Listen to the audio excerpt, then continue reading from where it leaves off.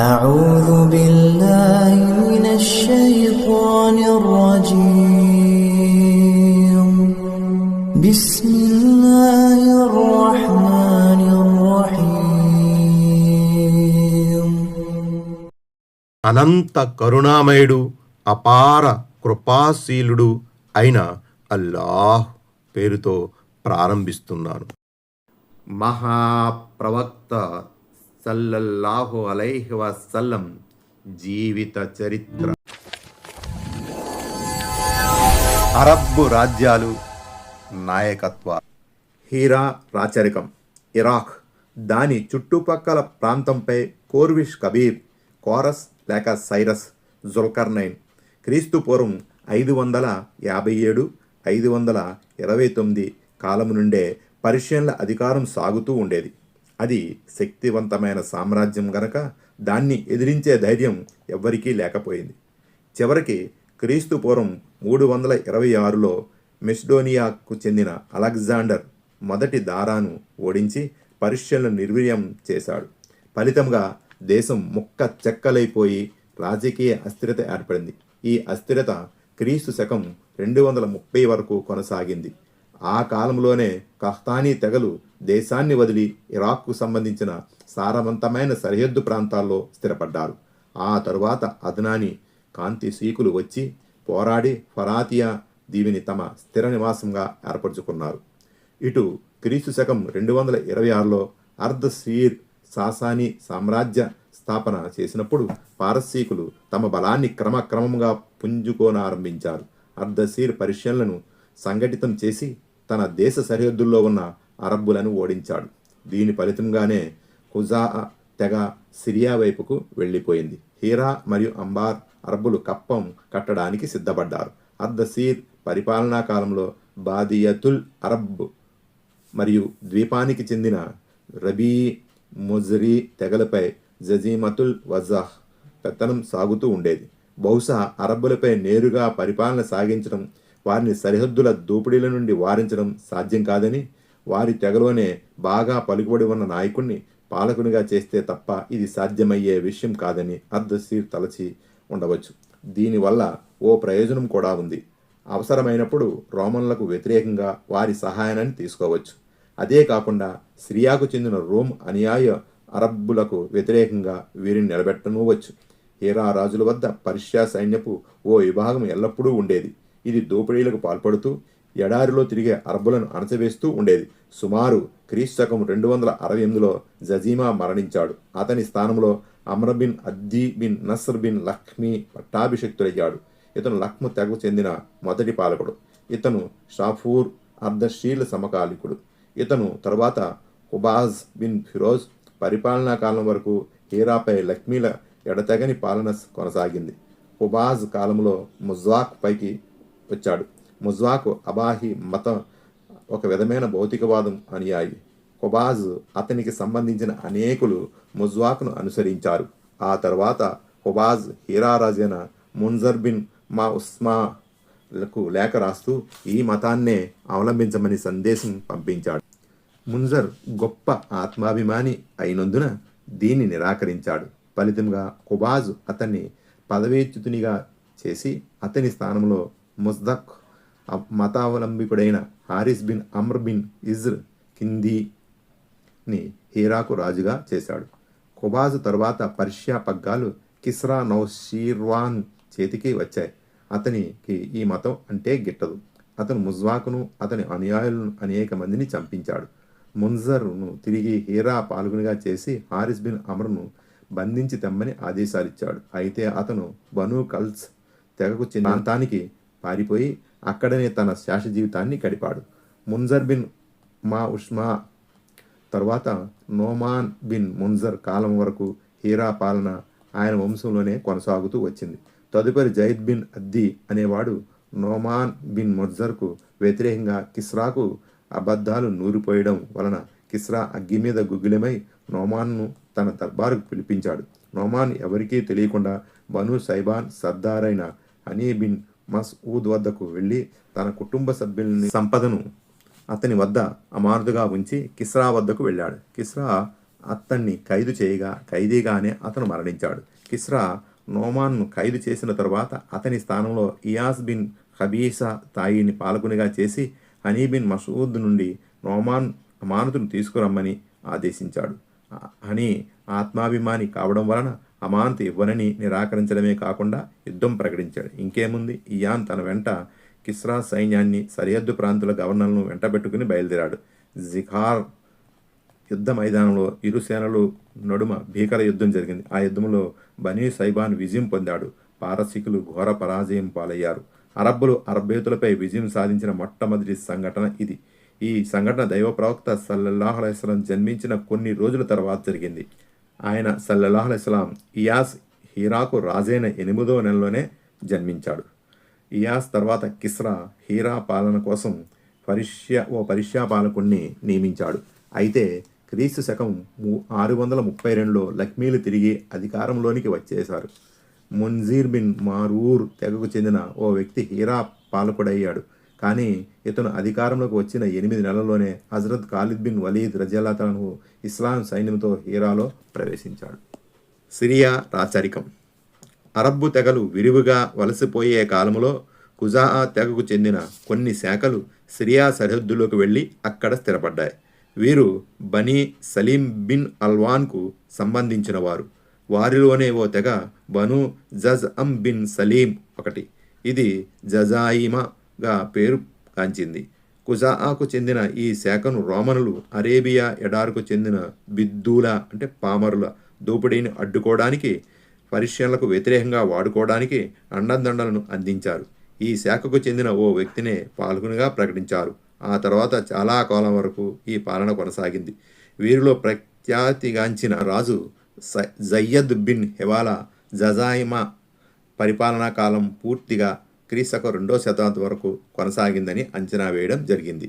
ఆ తరువాత ఈ రాజ్యం ఆలే గస్సాన్ హస్తగతమై జజాయి పాలన పూర్తిగా అంతమైపోయింది. ఆలే గస్సాన్ బను జజ్అమ్ను ఓడించి పూర్తి రాజ్యాన్ని వశపరుచుకున్నారు. ఈ పరిస్థితిని గమనించిన రోమన్లు వారినే జజాయిమా స్థానంలో సిరియాలోని అరబ్బులకు రాజుగా గుర్తించారు.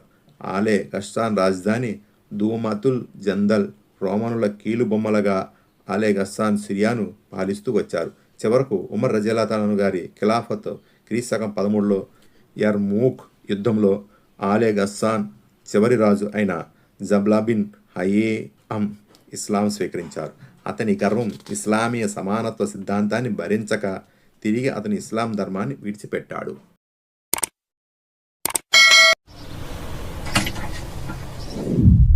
ఇజాజ్ రాచరికం. మక్కాలో హజరత్ ఇస్మాయిల్ అలైహిస్సలాం కాలం నుండే ప్రజలు వచ్చి స్థిరపడిన విషయం మనకు తెలిసినదే. ఆయన 137 సంవత్సరాల వరకు జీవించి ఉన్నారు. బ్రతికి ఉన్నంత వరకు బైతుల్లా కాబా గృహం సంరక్షకులుగా ఉన్నారు. ఆయన తరువాత ఆయన కుమారులు నాబిత్, ఆ తరువాత హైదార్, తదుపరి నాబిత్ ఒకరి తరువాత మరొకరు మక్కాకు పాలకులుగా ఉంటూ వచ్చారు. వారి తర్వాత నానా ముజాజ్ బిన్ అమ్రు జర్హ్మి పాలనా పగ్గాలను తన చేతిలోకి తీసుకున్నాడు. ఇలా మక్కా పాలన బను జుర్హుం చేతిలోనికి వచ్చింది. చాలా కాలం వరకు అధికారం వారి చేతుల్లోనే ఉండిపోయింది. హజరత్ ఇస్మాయిల్ అలైహిస్సలాం తన తండ్రి గారైన ఇబ్రహీం అలైహిస్సలాంతో కలిసి బైతుల్లాను నిర్మించారు. కాబట్టి ఆయన సంతానానికి గౌరవ స్థానం దక్కుతూ వచ్చింది. అయితే అధికారంలో మాత్రం వారికి ఎలాంటి ప్రమేయం లేకపోయింది. అలా కాలం గడిచిన కొద్దీ హజరత్ ఇస్మాయిల్ అలైహిస్సలాం సంతానం మరుగున పడుతూ వచ్చింది. చివరకు బుఖ్తు నస్సర్ పైకి వచ్చిన కొంతకాలానికి పూర్వమే బను జుర్హుం శక్తి క్షీణించి మక్కా దిజ్మండలంపై అద్నాన్ రాజకీయ నక్షత్రం ప్రకాశించసాగింది. దీనికి ఆధారంగా ఏమిటంటే బుఖ్త్ నస్ర్ జాతే ఇరాక్లో అరబ్బులతో చేసిన యుద్ధంలో అరబ్బుల సైన్యాధ్యక్షుడు జుర్హుం తెగకు సంబంధించిన వాడు కాకపోవడం. తర్వాత బుఖ్త్ నస్సర్ క్రీస్తుపూర్వం 587లో మరో దాడి చేసినప్పుడు బను అద్నాన్ వంశం వారు పారిపోయి యమన్లో చేరారు. ఆ కాలంలో బనీ ఇస్రాయేల్కు హజరత్ యర్మీయహా ప్రవక్తగా ఉండేవారు. ఆయన అద్నాన్ కుమారుడు మఆద్ను తోడ్కొని సిరియా దేశానికి వెళ్ళారు. బుఖ్త్ నస్సర్ శక్తి క్షీణించిన తర్వాత ఆయన మఆద్తో కలిసి మక్కా వచ్చారు. అప్పుడు మక్కాలో జుర్హుంకు చెందిన జర్షుమ్ బిన్ జుల్ హమా అనే ఓ వ్యక్తి కలిశాడు. మాద్ అతని కుమార్తె ముఆనాను పెళ్ళాడాడు. ఆమె గర్భాన నజార్ జన్మించాడు. కాలం గడిచిన కొద్దీ జుర్హుమ్ పరిస్థితులు విషమించనారంభించాయి. దారిద్ర్యం అలుముకున్న ఫలితంగా వారు అజయాత్రులపై విరుచుకుపడి అన్యాయాలు చేయసాగారు. దైవ గృహానికి చెందిన సంపదను కూడా కాజేయనారంభించారు. ఇటు బనీ అదనాన్ వారి ఆగడాలను భరించలేక లోలోనే బాధపడుతూ ఉండేవారు. బను కుజా ముర్రజహరన్కు వచ్చినప్పుడు బను అదనాన్ బరు జుర్హుమ్ ఎడల కోపోద్రికులై విషయం గ్రహించాడు. వీరి కోపతాపాల ప్రయోజనం పొందుతూ అదనాను తెగ బను బఖ్ర్ బిన్ అబ్దే మునాఫ్ బిన్ కనానాకు వెంట పెట్టుకుని బను జుర్హుమ్కు వ్యతిరేకంగా యుద్ధం ప్రకటించాడు. బను జుర్హుమ్ను మక్కా నుండి గంటివేసి అధికారం చేజిక్కించుకున్నాడు. ఈ సంఘటన క్రీస్తు శకం 200 మధ్య కాలం నాటిది. బను జుర్హుమ్ మక్కాను వదిలి వెళ్ళేటప్పుడు జంజం బావిలో అనేక చారిత్రక ఆధారాలను పడవేసి పూడ్చి దాని నామరూపాలు లేకుండా చేశారు. మొహమ్మద్ బిన్ ఇషాక్ కథనం ప్రకారము జుర్హుమ్ తెగకు చెందిన అమ్ర్ బిన్ హారిష్ బిన్ మాజాజ్ దైవగృహం కాబాకు చెందిన 2 బంగారు లేళ్లు కాబా మూలన పొదిగి ఉన్న రాయి అస్వద్ను తీసి జంజం బావిలో పూడ్చేసి తన తెగతో సహా యమన్ వెళ్ళిపోయాడు. మక్కా నుండి వెళ్ళగొట్టబడడం, అక్కడి పాలన అంతమైపోవడం గురించి బను జుర్హుమ్ వారు చాలా బాధపడేవారు. వారు తరచూ ఈ గీతాన్ని ఆలాపించేవారు. హజూన్ నుండి సఫా వరకు తెలిసిన వాడెవ్వడూ కనబడలేదు. ఏ కథకుడు మా విషయంలో కథలను వల్లించేవాడుగా కాన రావడం లేదు. మేము అచ్చడి పౌరులమే అయినా మా దురదృష్టం కాలచక్రం మమ్మల్ని పూర్తిగా అక్కడి నుండి పెకిలి వేసింది. హజరత్ ఇస్మాయిల్ అలైహిస్సలాం కాలం క్రీస్తు పూర్వం 2000 సంవత్సరాలు. ఈ లెక్కన మక్కాలో జుర్హుమ్ తెగ ఉనికి 2100 సంవత్సరాలు. వారి పాలన దాదాపు 2000 సంవత్సరాల వరకు సాగింది. బను కుజా మక్కాను జయించిన తర్వాత బను బక్ర్ సహాయం లేకుండానే తమ పాలన నెలకొల్పారు. అయితే 3 ప్రముఖమైన విశిష్టమైన హోదాలు మాత్రం ముజ్రీ తెగలకు దక్కాయి. ఒకటి, అజయాతులకు అరాఫత్ నుండి ముజల్ఫాకు తీసుకొని వెళ్ళడం, మరియు యోమున్నఫర్ 13 జిహజ్జాకు సంబంధించిన చివరి రోజు మీనా నుండి బయలుదేరే అనుమతి ఇవ్వడం. ఈ గౌరవం ఇల్యాస్ బిన్ ముజిర్ కుటుంబం బను గౌస్ బిన్ ముర్రాకు దక్కింది. వీరిని సూఫాలనే వారు. ఈ గౌరవం ఎలాంటిదంటే 13 జిహజ్జా నాడు మొదట సూఫాకు చెందిన వ్యక్తి గులకరాళ్ళు విసరనంత వరకు ఏ హాజీ కూడా గులకరాయిని విసరడానికి వీల్లేదు. ఆ తర్వాత హాజీలు గులకరాళ్ళు విసిరి మీనా నుండి బయలుదేరేవారు.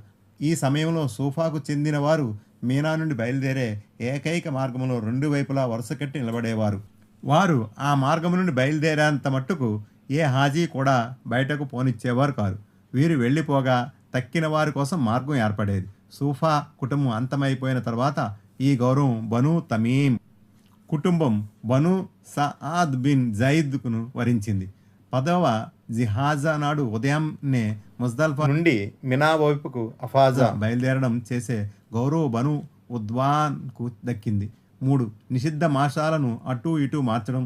ఈ గౌరవం బను కనానాకు చెందిన ఓ శాఖ బను తమీం అద్దీకి లభించింది. మక్కాపై బను కుజా అధికారం దాదాపు 300 ఏండ్ల వరకు కొనసాగింది. అదనానీ తెగలు మక్కా మరియు ఇజాజ్ నుండి బయలుదేరి నజ్ద్, ఇరాక్ చుట్టుపక్కల మరియు బహ్రైన్ లోనికి వ్యాపించిన కాలం ఇది. మక్కా చుట్టుపట్ల కొన్ని ఖురైష్ శాఖలు ఉండిపోయాయి. వీరు దేశదిమ్మరులు. వీరు గుంపులుగా ఉంటూ వచ్చేవారు. బను కనానాలో వారికి సంబంధించిన కొన్ని భిన్న కుటుంబాలు ఉంటూ ఉండేవి. అయితే మక్కా పరిపాలన మరియు బైతుల్లా కాబాగృహం పౌరోహిత్యంలో వారికి ఎలాంటి భాగం లేకుండా ఉండేది. చివరికి కుస్సై బిన్ కిలాబ్ పైకి వచ్చాడు. కుస్సై బిన్ కిలాబ్ ఇంకా శిశువుగానే ఉన్నప్పుడు అతని తండ్రి చనిపోయినట్లు చెప్పుకోవడం జరుగుతుంది. ఆ తర్వాత అతని తల్లి బను ఉజ్రాకు చెందిన వ్యక్తి రబియా బిన్ హిరామ్ను పెళ్లాడింది. ఈ తెగ సిరియా పరిసరాల్లో నివసిస్తూ ఉండేది. కాబట్టి కుస్సే తల్లి కూడా తన కుమారుని వెంటబెట్టుకుని అక్కడికి వెళ్ళిపోయింది. కుస్సే పెరిగి పెద్దవాడై యవ్వనదకు చేరుకున్న తర్వాత మక్కాకు తిరిగి వచ్చాడు. అప్పుడు మక్కాను హులైల్ బిన్ జషియాక జాయి పాలిస్తూ ఉన్నాడు. కుస్సై అతని కుమార్తెను వివాహమాడదలిచి వివాహ సంబంధం కోసం మనిషిని పంపాడు. దానికి హులైల్ సమ్మతించి తన కుమార్తెనిచ్చి పెళ్లి చేశాడు.